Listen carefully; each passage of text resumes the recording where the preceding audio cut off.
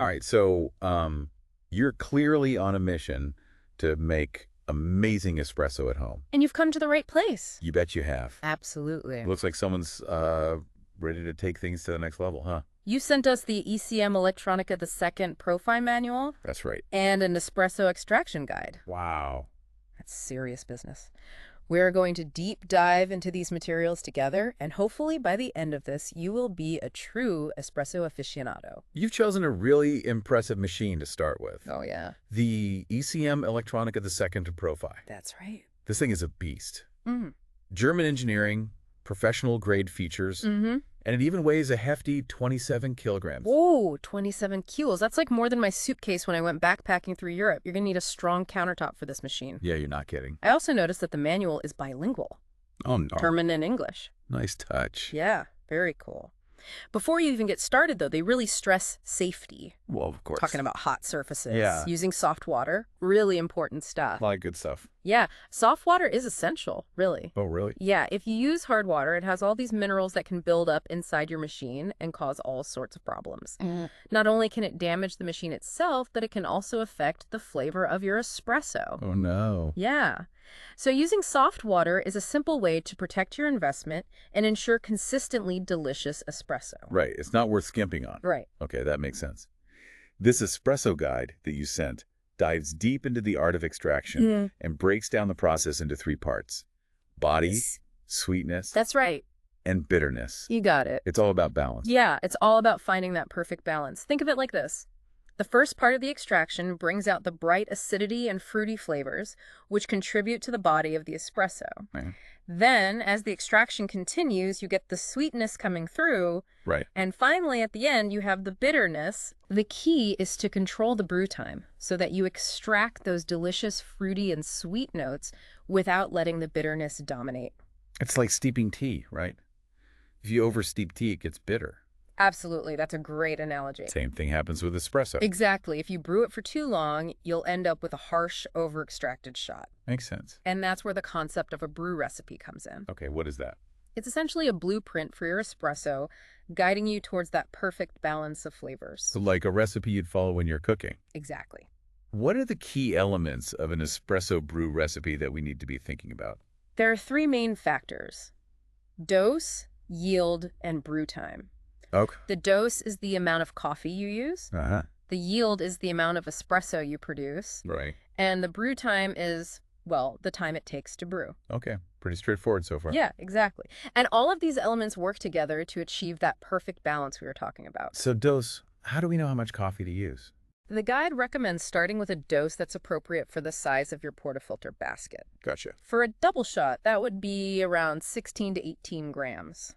Okay. Of course, you can adjust this based on your personal preference and the type of coffee you're using. Sure, personal preference comes into play. Always. Okay.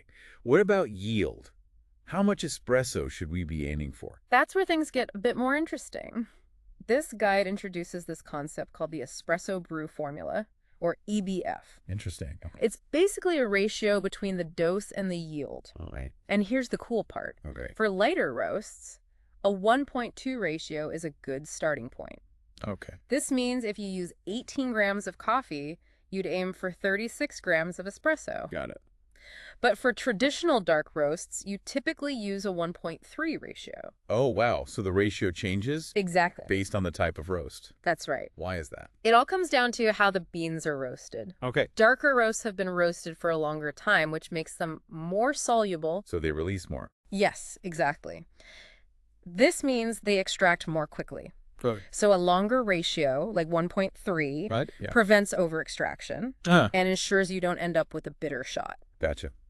Lighter roasts, on the other hand, benefit from a shorter ratio to extract all those delicious nuances without overdoing it. So it's all about striking that balance, huh? Exactly. Finding the right ratio for the right beans. You got it. Okay, so we've got our dose, we've got our target yield. Now, how do we control brew time? You got it. I'm guessing that's the grinder. You're absolutely right. Brew time is primarily determined by the grind size. Okay. A coarser grind allows the water to pass through the coffee more quickly, Yeah. resulting in a shorter brew time. Right. But if you use a finer grind, it creates more resistance, slowing down the water and extending the brew time. So like a fine grind is a more difficult maze for the water to work through. Exactly. Okay, and that gives it more time to pull out all those flavors. Precisely. And now this is where I think the ECM machine really shines. Yes. Because the manual highlights its ability to program doses. It's an amazing feature. Yeah, so you can set it to dispense a specific amount of water. That's right. And that really helps you achieve consistency. Yes. Consistency is key. Yeah, I like that. But even with the programmability, you still need to get that perfect grind size to make sure that the brew time falls within the sweet spot. Absolutely. And the guide emphasizes the importance of experimentation. Trial and error. Exactly. Right. Start with the grind setting, observe the brew time, and then adjust accordingly. Okay. You're aiming for that sweet spot where all the flavors are balanced and delicious. Yeah, all right. I like that. So now we've covered the brewing process itself, but before we get too far ahead of ourselves, let's talk about cleaning and descaling. Yes. This is something the ECM manual really emphasizes. It is crucial. And this goes back to water quality, right? Exactly. Remember those minerals in hard water we were talking about? Yeah. Over time, they can build up inside your machine, forming limescale. Yeah, it's not pretty. And that limescale can clog up the works, affect the temperature stability, Wow. and ultimately compromise the flavor of your espresso. Really? Yeah, it's that serious. Regular cleaning and descaling are essential for keeping your machine in tip-top shape and ensuring your espresso tastes its best. They even talk about using a blind filter and a special descaling powder. They do. What are those? The blind filter is essentially a solid disc that fits into your portafilter. Okay. You use it with the descaling powder to backflush the machine. What is backflushing? It forces the solution through all those internal components. Oh, so like a deep clean. Exactly. Dissolving any mineral buildup. That's intense. Yeah, it's like giving your machine a spa treatment. That's a good way to think about it. Right. How often do they recommend descaling? The manual suggests descaling every 30 to 60 liters of water used, depending on the hardness of your water. And they give instructions for how to do that. They do, very detailed instructions. Okay, great. So it seems like they thought of everything. They really did. So clean machine, happy barista. But let's not forget the fun part, milk frothing. Yes, The ECM has a powerful steam wand, it does. and the manual gives some pretty in-depth instructions. Yeah, they really cover all the bases. They describe all sorts of different techniques for creating different types of foam, That's right. from airy cappuccinos to latte art. It's exciting. Are you going to be a latte art pro in no time? Well, it'll take some practice, Okay. but having a machine with powerful steam capabilities certainly helps. Yeah, that's right. You know what, though? What? The Espresso Guide also has some interesting insights on milk frothing that I think we should look at. Okay, I'm game. Yeah. So let's shift gears and talk about milk next. I am starting to feel like a true espresso expert now. Me too. This is fun. Yeah, this is great. So when it comes to milk frothing, the guide really stresses using cold, fresh milk. Okay. Ideally with a fat content between 1.5% and 3%. So like the fat content of the milk matters. Yeah, Does absolutely. it change the way the milk foams? Milk with a higher fat content tends to create a richer, denser foam, Oh. which is perfect for latte art. Right. Lower fat milk will give you a lighter, airier foam, which is better for cappuccinos. Oh, so there's a reason why baristas use different milks. Exactly. Okay. The guide also recommends using a metal pitcher. Oh, really? Yeah, because it conducts heat more evenly. So even the pitcher you use can impact things.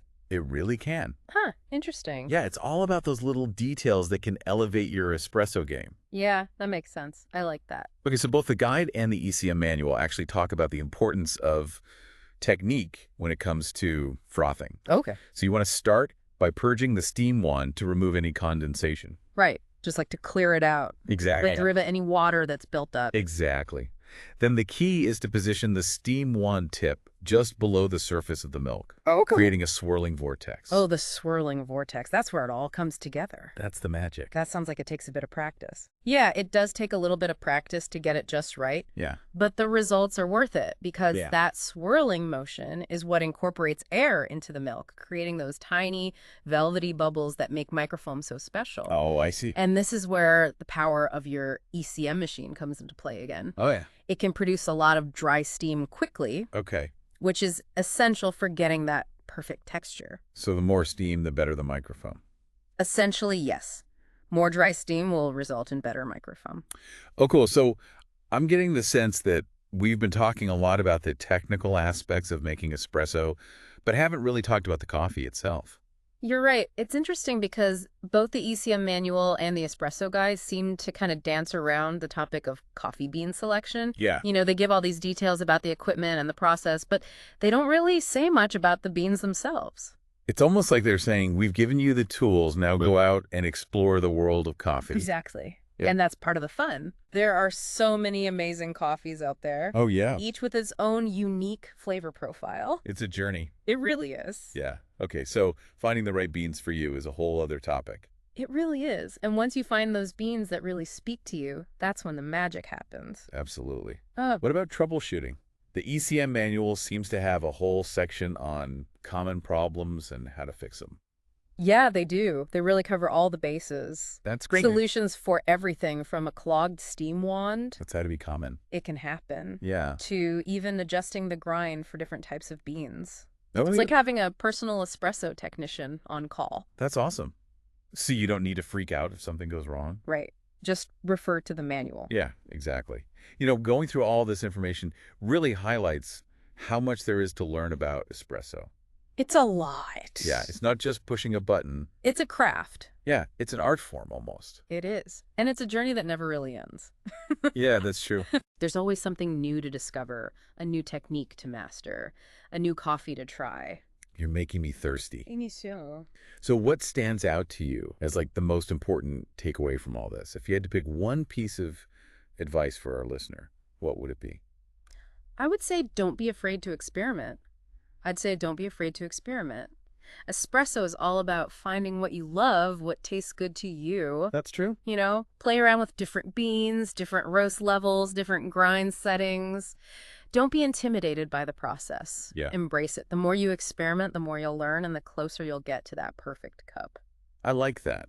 That's a great way to look at it. Yeah. So for me, I think the most surprising thing that I learned is just how much thought goes into every single aspect of making espresso. Yeah, for sure. From the water to the grind size to the milk frothing. Absolutely. It's not just pushing a button. No, not at all. It's a craft. Yeah, and I think what's so fascinating about it is that even with all this technical knowledge, there's still so much room for personal preference and experimentation. It's like they've given you the roadmap, but you get to choose your destination.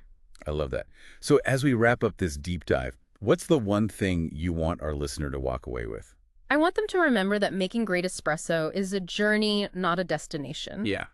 There's always something new, to learn a new technique, to try a new bean to discover. Absolutely. And the best part is you get to enjoy delicious espresso every step of the way. I like that a lot. So to our listener, we say embrace the journey. Yeah. Don't be afraid to experiment, Yes. to make mistakes, and to discover what you love about espresso. And remember, it's not just about the technical aspects. It's about creating an experience, Yeah. a ritual, a moment of enjoyment. Whether you're recreating the bustling energy of an Italian cafe or savoring a quiet moment of contemplation with the perfectly crafted latte art masterpiece. Yeah. It's about finding what brings you joy in the world of espresso. That is the perfect way to end this episode. I agree. So go forth and brew amazing espresso. Yeah. And who knows, maybe one day you'll be sharing your own espresso wisdom with the world. Yeah, never know. Until then, happy brewing.